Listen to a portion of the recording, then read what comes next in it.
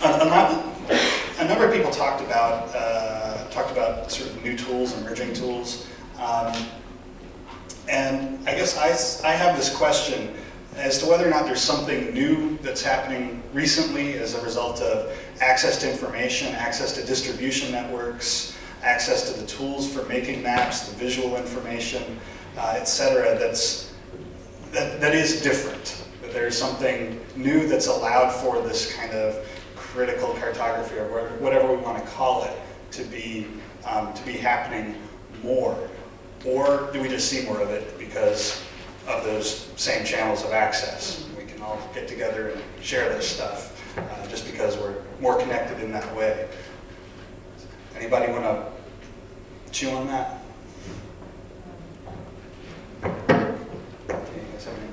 That's a good question.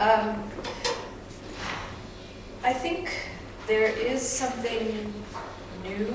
I mean, new is a strange word anyway, because there's so much, new is such a fetishized term in any sort of cultural production.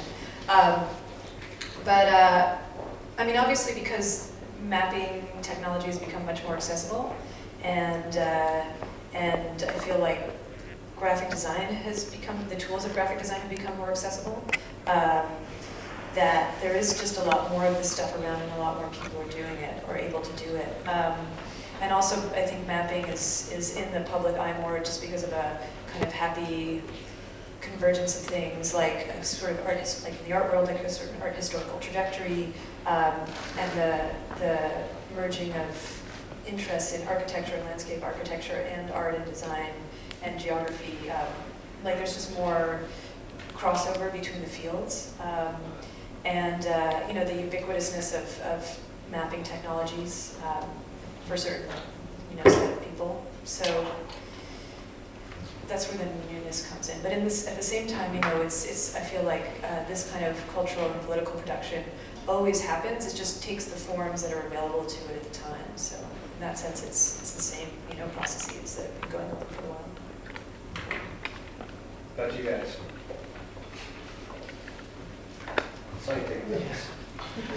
Well, for me, I think again, new. I also, there's a caveat with the word new that just, you know, it's a little difficult to handle. But I know that in architecture, and as well as in other kind of graphic arts, as Lizzie kind of alluded to, there's also this rise of other things that also qualify as mapping. I know in architecture, diagramming. And anything from kind of high-level complex diagramming of things and systems, etc., all the way to like USA Today pictograms, all seem to enter our general vocabulary much more easily. And so what is considered mapping kind of can forget about cartography in the kind of sense of map, and more about like the kind of information systems and diagramming. And I think some of the maps that you showed in the atlas, or sorry, the atlas, you know, they fall more in the category of what I would call diagram. You know, they don't pretend to have a certain scalar geographic reference, but rather kind of mapping systems and other things that are much more complex. And I think that not only the available information, but also the method to describe them, digital tools, etc., whether in real time or just through graphic methods, I think is something that definitely has captured imagination of architects for the last, you know, 20 so years. And so that's my interest in a kind of larger, expanded field of what you might consider experimental geography. It's actually kind of other things to map, like just having more stuff to map that isn't just the traditional sense of plans and areas. I just want to add to that, that there's this kind of, because I feel like there's so much more information available to people easily now. I mean, just if you think about the internet and Wikipedia and whatever. I mean, it's just easier to have access to these things. That there's a kind of anxiety that goes along with it, and I think that's why people are really interested. One of the reasons why people are interested in maps, because it helps you think you understand large systems. Although there's very serious limits to that kind of representation of systems, which Trevor has talked about a bit. So. Yeah, just to kind of follow up on what you're saying, that I'm not sure this is new, but one thing that certainly seems like it's going on is the kind of transformation of this God's eye view into one, a kind of cultural a priori. In other words, it's something that I think in our everyday experience now, we're coming to take for granted in many, many ways. In other words, you can go to Google Earth and you can see anywhere in the world. You can go and look on MapQuest and it will tell you driving directions to wherever you want to go. And I think we're becoming very, very familiar with that way of seeing. And I think that there is when I caught my friend Rebecca Solnit's description of this, an aesthetics of objectivity within that viewpoint, but it's very much an aesthetics of objectivity. That's the illusion of a kind of objectivity, which is very much not there. A lot of times when I talk about, secret prisons and military bases and things like that, the first question people ask is, are they blacked out on Google Earth? Well, no, they're not blacked out on Google Earth. You can see them perfectly clearly on Google Earth, and it will not tell you a damn thing about why they're significant or what's going on in these kinds of places. And so that is, perhaps that vantage point is something new, for better or for worse, but I think that there is an assumption that the God's eye view actually is ubiquitous, perhaps, and perhaps that assumption is becoming more part of our everyday common sense, and I'm not sure that's quite right, because we all agree about that. Yeah, I guess that sort of points up to the obvious follow-up question is sort of, when we start adopting that vantage point, what kind of responsibilities do we carry out in the cultural products that we make? People look to them, and they want them to be useful, to function, for them to kind of extract information from them. Right. So where do we, it's sort of at the border of we are cultural producers, we're artists, and we're tool makers. So where do you, have any of you run into that as like a kind of an issue of personal responsibility, you think? Well, yeah, I mean, when Lizzie was talking about the atlas, she's like, I really had to twist Weber's arm to make this map, because I had kind of made public pronouncements the years before that, like, I'm never going to make a map. I don't do the God's eye view, blah, blah, blah. And then Lizzie's like, you have to make this map for this thing. I'm like, God damn it, you're the only person in the world who's going to do a project like this. I guess for me in that, I'm not interested in that God's eye view, although it can be useful, and it often is useful in terms of a lot of the research that I do. I use those tools all the time, but in the work that I put out in the world, I guess I try not to emphasize it. Also, I think that, not to make a crude allusion, but the photography, the long distance photography, has that relation to the most desired part of Google Maps, which is the street view. Having that kind of visual cue that gives you the z-axis. When I first moved to Pittsburgh, I, of course, did Google Maps, and I was kind of learning how to get around, but it doesn't give you that z-axis, which in Pittsburgh is so critical, right? Like, it sent me on these wild goose chases for what seemed to be a straight line plan. It sent me down into ravines, etc. And so there's this kind of curious problem that the prevalence of the God's eye view and the satellite image leaves out, just at the minimum, the z-axis, but at the maximum, this kind of visual reference of how we navigate. And so, that's why I forget, it's the Microsoft one where it kind of gives you 4 angled views. I don't know if you've seen this one, but if you go to Bing, you can see these. They call it more bird's eye than they call like aerial. It's not flat, it's kind of this, for architects, isometric view. And it's kind of a curious mapping system because it tries to deal with the relationship between what you would see on the street versus, if I see my house, I can see it from 4 sides. So there's this kind of other side of the visual that seems to creep in no matter what happens, and that's why I particularly like, and if you're a photographer like Trevor's work, the distance issue, you're playing with this kind of other zoom axis. So when you can zoom in on Google Maps, now you're trying to zoom in miles and miles away, trying to bridge these kind of lateral distances as well. And I think the connectivity at the ground level with the kind of top sight or supervisual or bird's eye or whatever you want to call it is kind of something that's really tricky that kind of can either undermine the established or actually supplement it. But those vantage points imply very different kinds of subjectivities though, right? Oh, of course. Yeah. So. Well, you both sort of mentioned kind of distortions that are inherent in the system. They assume objectivity, but there's all these things that on the ground don't work. And a number of you talked about distortion as a tool for getting people to look at this information in a new way. I know, Lizzie, you dive right into distortion, and as you were saying, that geographic connections may not be the best way to look at global politics. And so just by breaking those, you bring these places closer together that in fact are in this other way. And I'm wondering how the others of you, or any of you, use kind of intentionally kind of distort things to highlight something that you're trying to call attention to. That's every single art object I've ever made does that. Right? That's my, yeah. I mean, I can speak to that because it's funny, someone just asked Lex and I to answer that question for interview. Somebody's doing a really interesting exhibition about the possibility of mapping peace, which to me seems almost like an impossibility, or thinking about how to produce peace. And one of the questions posed was, let's see if I can remember. Basically, what happens when you make a map that looks like a conventional map? Is it more believable? What happens if maps look more subjective? Is it less believable? And I think these are two different strategies that are important to use at the same time. So you have this kind of truthiness of maps, and that's why, my first projects were very official looking, because I wanted people to believe the information, even though it was kind of counter to official information. But then the distortion also, lets you know that something else is going on here. So the Mappamundi piece, for example, it sort of looks like a map, but it sort of doesn't. So it just, it's a clue that this is that you should call all maps into question. I mean, that's kind of what I hope people get out of it, or that a lot of people who are doing critical cartography, not even just cartographers, but also people who write about it, are, they want people to call this practice into question, this kind of false objectivity of visual representation.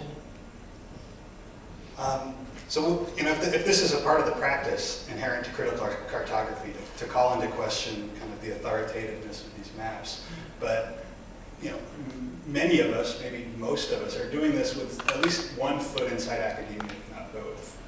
I didn't say everybody, and I'm interested in the exceptions. But I'm curious as to whether this is helping matters. Does this give us access that we don't have that's useful, or is this again kind of falling into the kind of the assumed authoritative position that we're trying to critique to begin with?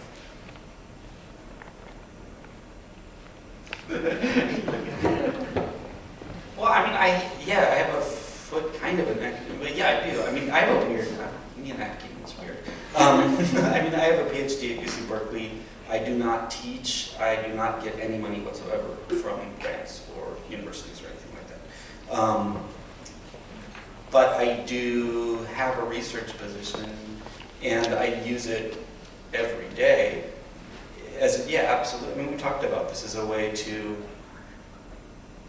take on a certain kind of authority, and you just have access to a lot of stuff. If I call someone up and say, Mr. Trevor Frank from UC Berkeley, blah, blah, blah, they'll take me seriously, whereas if I call them and say, I'm an artist, I'm doing this project, they're going to go nowhere.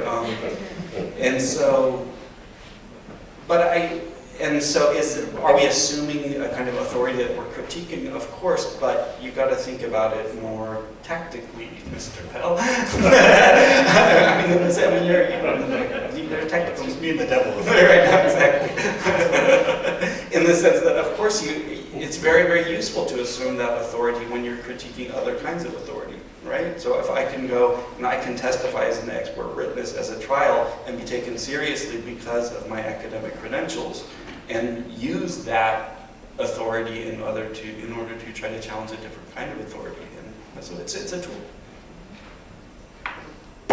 And actually, I mean, I don't really have nothing to do with academia. I mean, I'm not in academia currently, and I have no plans to be there in the near future. But I get invited by universities to talk and pay me to CMU. But just something about the atlas is that for me, been really useful as a teaching tool within academic situations, mostly higher education. And for me, one of my kind of personal missions is to try to, because we present this a lot to geography departments, geography students, design students, architecture students, planning students, people who basically produce space professionally. And so for me, the atlas is really useful in getting students to think about production of space critically. And a lot of design and geography students just don't. So we're very specific about making sure that this happens, and it's working. Now's probably a pretty good time to start hearing from you guys. Hopefully somebody has a question at this point. See the hand. Yeah. I have a question. I want to ask you how you see yourselves as spatial leaders. John Gardner, who was the founder, kind of architect, let's say, of Medicare. He was the cabinet member under LBJ of Health, Education, and Welfare. He said, leadership is the process of persuasion or example by which an individual or leadership team induces a group to pursue an objective held by the leader and his or her followers. And it seems to me very salient that you talk about spaces which induce people to think things or feel things or behave in a certain way. And if that's not leadership, I don't know what is. So respond, please. How leader you?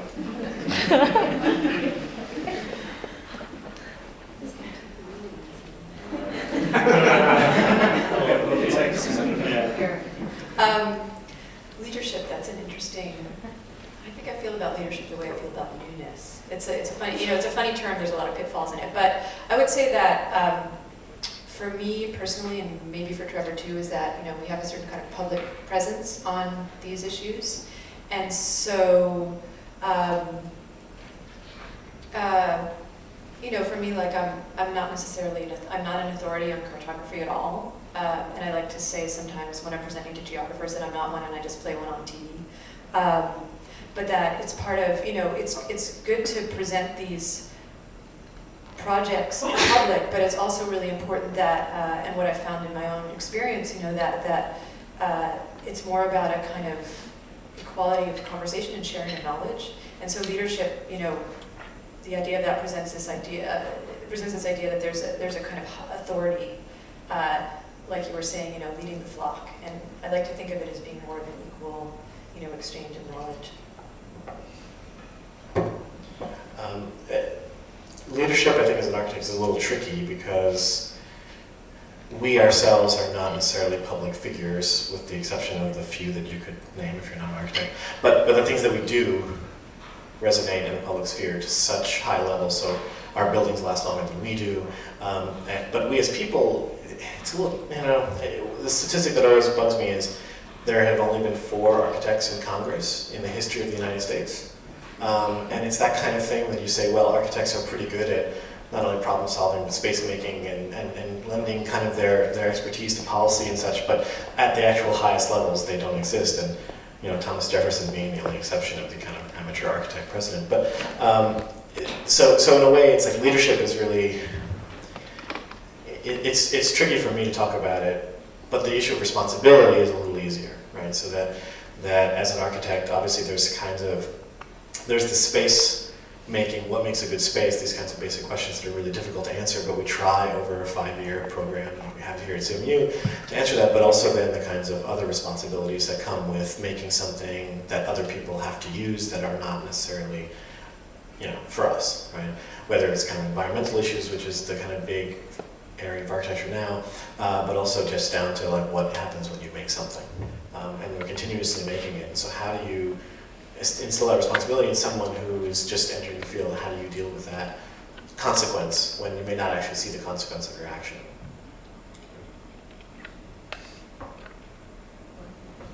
Okay. Looking at a lot of your stuff and looking at how you're defining space, it seemed like a lot of your projects were very visual, relying on photographs, pre-existing maps of the world, how we have already physically define space and then kind of altering that or doing a commentary on that. I'm interested, I think Trevor you mentioned yesterday, maybe I'm making it up, about mapping under the ocean. They use like radar essentially. Maybe I made that up, but I heard that somewhere. But not using visual tools, but sonar or like things like sound or smell, things of that sort. I don't know if you have any commentary on mapping things other than visually, or using tools that aren't visual. Well, I mean, I don't think I do a lot of mapping at all. And when I'm talking about producing space or transformative politics, I'm not even necessarily talking about making visual work. I mean, one part of my practice is doing visual work, but I'm talking about, instead of speaking truth to power, punching it in the face. That is really what I'm talking about. And so what I mean by that is trying to think about, are there places where cultural production intersects policy, if you want to deal with the state, or does it intersect other kinds of politics, or that sort of thing? I guess that's like what I mean by the production of space. I'm not necessarily talking about visualization. Well, visualization can be a part of that. I guess my question comes about from issues of, I guess, computer surveillance, the Google Maps and map makers, in terms of where Google Maps becomes increasingly more powerful and other similar tools do as well. We're increasingly able to navigate cities, and in some very obvious ways, but perhaps also subtle ways, it becomes, we become surveilled. But also I'm thinking about, you're Trevor, especially, you're putting together these maps of these black sites and things of that sort. You leave a trail on the internet. Is there, as I say, I think some of this is obvious, but I'm interested in this notion that the more information we are able to harness and investigate and utilize, the more clearly we leave trails of what we have been looking at and the potentially subversive things we've been doing as part of that. I wonder if you could, in here, perhaps Trevor especially, but in here all of you talk about those relationships. The more we have access to, the more susceptible we are to surveillance. Well, I think that's crucial to this idea of the production of space, right? And we can use an analogy from science or social science, which is the observer effect, which is the idea that the act of looking at something also implicates you in it, right? And I notice that in my group all the time. Like, there is no position from which you can stand outside of the thing that you're investigating, you're looking at, and remain detached from it. And the story I tell in the blank spots on the maps book is a friend of mine who's tracking this spy satellite. And the satellite, the National Reconnaissance Office realizes that this guy is tracking this super secret satellite in the balcony of his house. And so they program the satellite in such a way that it spins when it flies over his house, so he can't see it anymore. And I've seen this over and over again. So, for example, after the Torture Taxi book came out, the CIA completely redid the domestic infrastructure from companies and things like that. Made it really, really hard to figure out. So the methodological approach that we took in that book wouldn't work at all now. And a year or two later, you think like, oh my God, it's like this gigantic security consulting project from the CIA, showing all these schools. And me and Rich were talking about this the other day as well. Rich, why don't you talk about this? I know this comes up in your work a ton too. You see what our I don't think I have anything to say about that. Hyla. There was a really interesting keynote talk at the most recent Art and Code conference at Volunteer. Maybe you can remind me of the guy's name. Your colleague who was the keynote from Yahoo, talking about face recognition in photographs. Mark Davis. Yes, thank you. He was putting forth interesting information about the metadata affiliated with consumer photos actually being a more useful way of figuring out who's in the photos than anything visual at all. Which is fascinating and creepy, but also maybe wonder why people don't sort of deem the metadata more like civilians. Anyway, I'm just throwing that. So yeah, like we tag ourselves, we do, they don't have to do the Very facial earnest. recognition if like, there'll be posters, or rather there'll be photos, no doubt, posted to Facebook in a few hours. And many of us will find that we have been labeled in these photos. And then some of us will unlabel ourselves.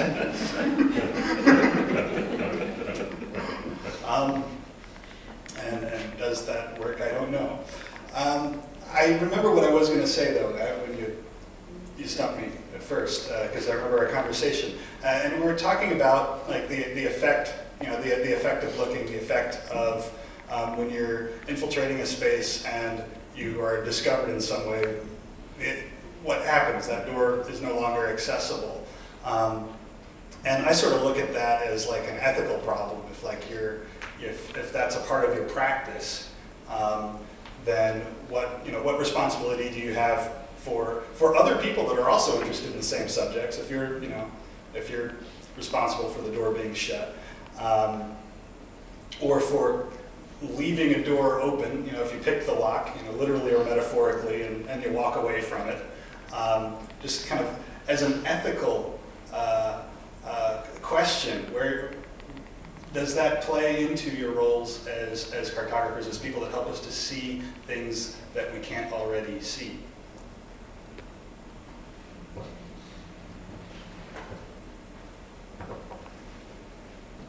I've already said two. You're okay, well maybe that one's just between Trevor and me. Other questions in the audience? In the front. Pittsburgh right now is doing this major redesign of our riverfront. It's comprehensive. And the plan is going to be shown to neighborhoods, to designers within neighborhoods for initial comment before it's shown to the public. We have no idea what it's going to, what they've considered and so on. But I guess one question is, there's sort of algorithmic ways of evaluating things, based on traffic, zoning, and so on. But I'm just wondering, are there, as we go to look at this for the first time, are there sort of cutting edge, new ways, new factors to think about that just off the top of your heads you might have, sociological mappings, just looking for some thoughts and new thinking about how to look at this plan and just start to give some feedback that's not standard. And I mean, I think it would be good to look at all of the data about the area that exists, like especially demographic data, income data, that sort of thing, because what's really common with, especially waterfront renewal, I mean, any kind of, we could probably talk about this too in terms of like urban renewal or revitalization project, is that there's always somebody who kind of loses, and usually they're already politically disempowered. One thing that I don't really have suggestions for you, and I also have a deep suspicion of public design charrettes, because I really, having been going through something in the neighborhood that I live in Brooklyn with a big development project that's being really forced through that most of the neighborhood doesn't want, and seeing how the city government in cahoots with the corporate developer completely ignores the public opinion, like completely. And so I'm very suspicious of these kinds of public design things, because I feel like that there's a level of design that's already been put in place, and it doesn't matter what people say. But that's just my, kind of conspiracy theory. But something that I'm really interested in is community GIS or participatory GIS, where organizations come in and they teach neighborhood groups how to use technological map-making tools so that they can be on the same playing field, literally, as the people who are the decision makers. So when you go to some of these public hearings, or whatever they're calling them, there are going to be experts there, city planners and whatnot, who are going to be speaking a certain language and using things like, floor area ratio, or area median income, or what, this is more about housing and not about waterfront development, but there's a certain kind of terminology, planning terminology, that most people just have no idea what it means, and some of it's very complicated. So I think that it's good to kind of learn the terminology and have access to the same tools that the planners have, so that you can kind of at least be on the same level. And if you feel like you need to, combat a certain top-down plan, that you have the tools to do it. So do our workshop tomorrow at 3 o'clock. Well, of course, the problem with your situation is that Lizzie's suggestion is too late, right? I mean, you're going to come to this thing and the design's already going to be there as opposed to before. And you're stumbling upon the secret power and the curiosity of design and architecture, which is that it's hard to make metrics for those subtle things that happen in spaces because they are drawn as though they are done before they are built, right? So you have this projective problem where how can you even get data on a thing that hasn't been implemented yet? And so when you're talking about something that's future, that's the secret power of an architect or designer to be able to say, it's going to do this, this, and this. But how would you even possibly know that? And architects in urban lab especially deal with that problem because they're dealing with kind of large areas with socioeconomic issues, and they say, oh, we're going to put this, this, and this here, but then there's always the how do you know question. And I think that's that secret power that's really, really difficult, especially at this stage when you're saying, well, they're about to announce it. And Lizzie's right, like, oh, it's 9/10 done. I mean, they'll move a tree for you, but it's basically all set in stone. And they can say whatever they want about it. Oh, we've done this analysis, and it's going to do this, this, and this. And that's really, really tricky stuff, And it happens at any scale, even at the scale of a room like this. You say it's going to do a certain number of things, and as Golan can attest to, it's gone through so many modifications, and it's been turned into so many different things over time. There's no way that could have been presented when Hornbostel kind of put this space in motion. So. We've got about time for one more. I did see your hand go up earlier. Architects represent. So digital technology is really like a beautiful thing. You're talking about how people can use Google Maps to see a space, or you're searching for an image and you're seeing this picture that comes up, but then architects are being able to render things digitally that they want to create, and there's pictures that are going up, and they have something that they want to build and they have a picture of it, but maybe it's never been built, and then maybe you search for something on Google and they come up, maybe you Google New York City and you want to see a skyline, and images come up of architects that have made renderings of buildings that aren't really there, but then how does someone who isn't very knowledgeable about this look at a picture and know, for instance, if this is really there, if it's not really there, or do they even question that at all? And Liz is talking about distortions in mapping and how they're so interesting, but how does the public, who really is knowledgeable about this, and as the future technology is getting better and better, what do you think the implications are for the public? Well, as you were saying that, I was thinking, this goes to the kind of Photoshop question that there are certain telltale signs if you know what to look for, that something's been doctored. But then also in a subtle way, like Trevor shows an image of an airplane with a person going in and he says, this is a CIA plane, but we take his word for it, right? There's this kind of, the label helps us kind of understand it for what it is, but he could have said, this is John Travolta's private jet, he's going to take off and go do something. And like, okay, sure. And that's the weird part about the kind of increase of the discerning public, the need to kind of understand what you're looking for. And what you're talking about is something that we don't really talk about with Google, but Google secretly purchased up all of this 3D software. So SketchUp is free, you can get it, you can model anything you want, upload it to a warehouse, and if you are on Google Earth, you can download whatever buildings you want, whether they're real or not. Right? So it becomes this kind of faux city that you can invent for yourself if you choose. But I mean, just like with maps, there's a certain mistrust that you're supposed to come at it. same thing with renderings and imagery, especially in built environments, because the seduction, we're just, there's going to be some really seductive renderings of this new waterfront, and that's going to sell a certain amount of support, right?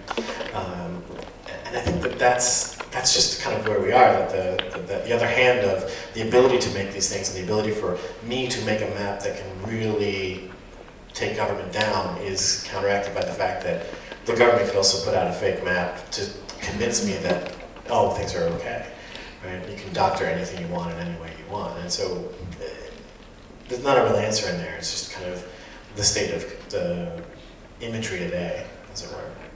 And I think what immediately came to mind when you were describing, this kind of city, I mean, on the one hand, I think it's amazing that there is this kind of imaginary landscape out there, that you really can't figure out what's real and what's not. But it also made me think of the famous WMD photo that Colin Powell showed to the UN Security Council as part of the proof that Iraq was making weapons of mass destruction, and he showed a picture of like a kind of barren landscape with some buildings and some trucks, and said they're making WMDs here, and people believed him or wanted to believe him enough to push forward this legislation, or push forward this resolution that led to the war in Iraq. So in geography, there's this term called ground truth, which basically means that you can't just have the God's eye, but you have to be there on the ground to see what the reality of the situation is. And this is actually, I think, a personal responsibility, because you really need to find this stuff out for yourself. There's no other way I mean, you can look on Wikipedia, but Wikipedia is not necessarily truthful. I mean, there's certain sources that you might trust more than others, but in the end, it's really up to you as an individual to decide for yourself what's real and what's not, and to make as much effort as possible to, actually witness it. So. Well, on that note, thanks everybody for coming out. There's 2 workshops.